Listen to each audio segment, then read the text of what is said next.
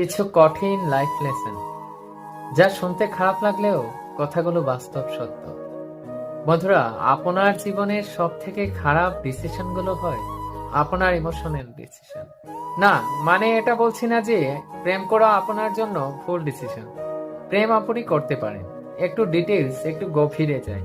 Emotional decision মানে আপনি কারোর প্রতি খুব সিম্পেথেটিক হয়ে একটা ভুল ডিসিশন নিয়ে নিলেন, এবং বেশিরভাগ ক্ষেত্রেই এটা হয়। রেগে গিয়ে আমরা যখন কোনো উত্তর দিতে চাই তখন হয়ে যায় গন্ডগোল, কারণ আমরা তখন নিজেদেরকে কন্ট্রোল করতে পারি না। তখন মুখ থেকে যা ইচ্ছে কথা বেরিয়ে যায়।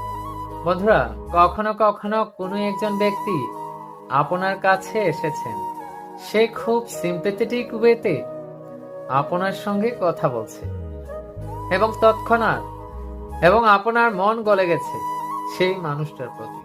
তখন সঙ্গে সঙ্গে আপনি তাকে সাহায্য করে দিচ্ছেন কোনো একটা কারণে। পরে গিয়ে দেখলেন সেই লোকটি একটা ফ্রড হয়ে গেল। এমন কি হয় না কখনো?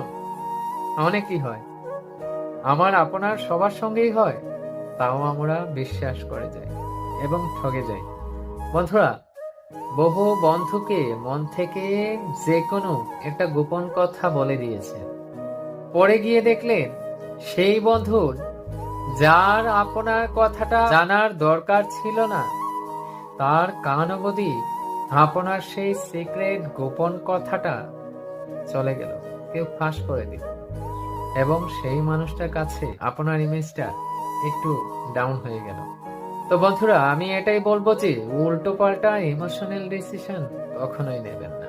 মনে রাখবেন, আপনার জীবনে আপনি যতটা পিছিয়ে আছেন, এটার কারণ শুধু আপনার ইমোশনাল ডিসিশনের জন্য।